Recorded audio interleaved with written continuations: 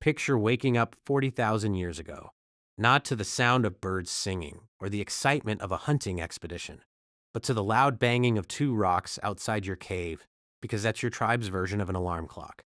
You stretch, yawn, and immediately remember today's schedule.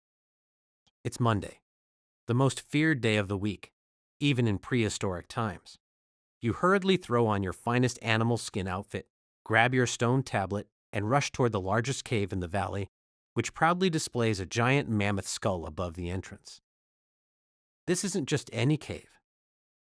It's the headquarters of the Mammoth Acquisition Department, where every member of the tribe works to keep the company alive. Welcome to Stone Corp, the world's very first corporation.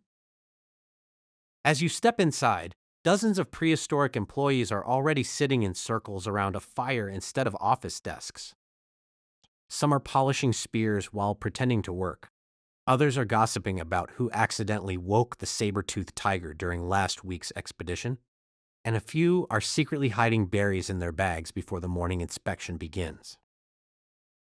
At the front of the cave stands the tribe chief, who is also the CEO.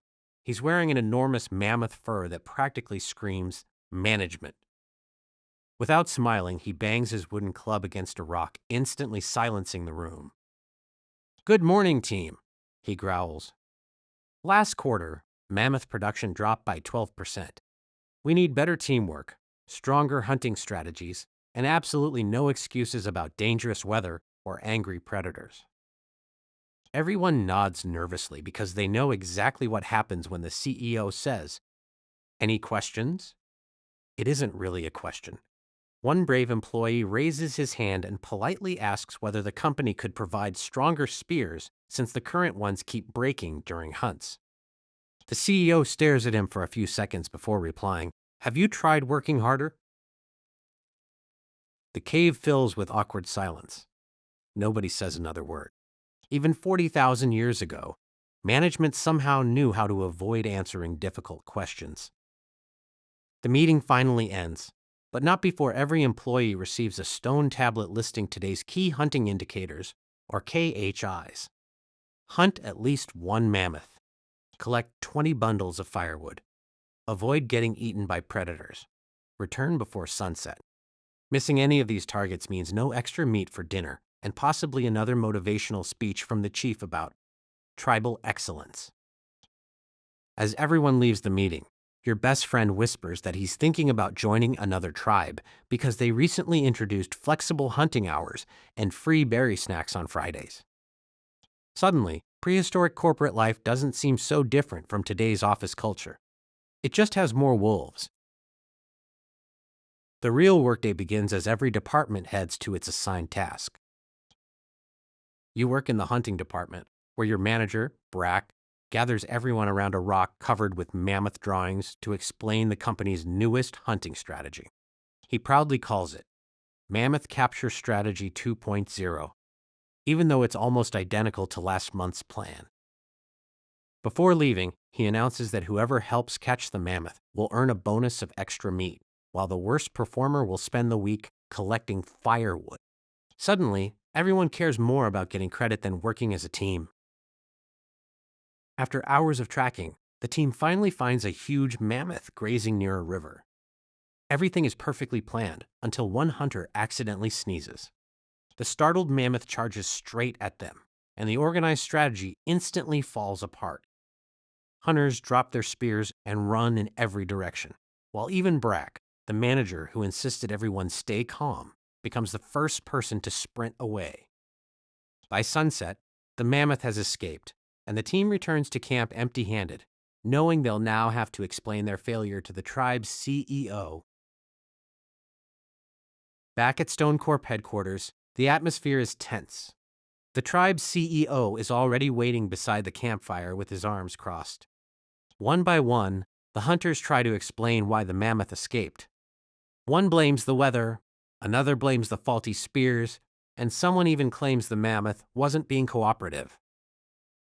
The CEO listens silently before saying, "Excuses don't feed the tribe." Instead of looking at the entire team's effort, he praises one hunter who happened to throw the last spear, giving him all the credit while everyone else stares in disbelief. The performance review begins immediately. Every employee receives feedback carved onto a stone tablet. Some are praised for bravery, while others are told they need to improve teamwork despite risking their lives all day. Promotions are announced, but surprisingly, they don't always go to the hardest workers. The CEO's favorite hunter is promoted to senior mammoth specialist, even though he spent most of the hunt hiding behind a rock. The rest of the team quietly wonders if promotions have more to do with popularity than performance. As the day comes to an end, everyone gathers around the fire for dinner. The successful employees receive the biggest portions of meat, while the others settle for berries and roots.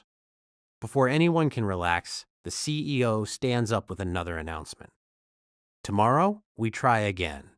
Bigger mammoth, bigger targets, no excuses. The exhausted workers exchange nervous looks, realizing that in the world's first corporation, the work never really ends.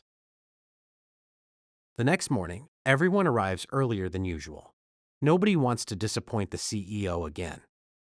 This time, the team works together instead of competing for credit.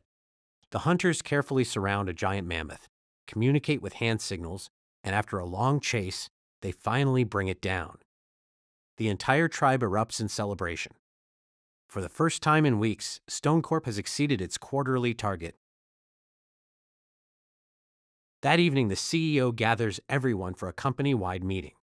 The hunters expect bonuses, shorter workdays, or at least an extra helping of roasted mammoth.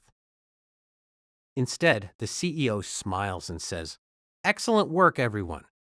Since we've proven we can catch one mammoth this quickly, next quarter, our target is 2 mammoths a day." The celebration instantly turns into silence as every employee realizes their reward for working harder is simply more work.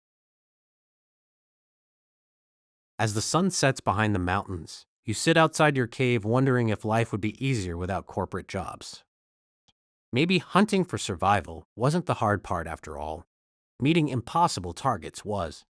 Thousands of years later, offices would replace caves, computers would replace stone tablets, and managers would replace tribe chiefs. But somehow, the corporate world would still feel strangely familiar. Just as everyone is about to leave, the CEO calls for one final meeting. It was supposed to take 5 minutes, but it drags on until sunset. By the end, everyone realizes they spent more time talking about work than actually doing it. So, if ancient humans really had corporate jobs, they probably would have invented one thing long before the weekend.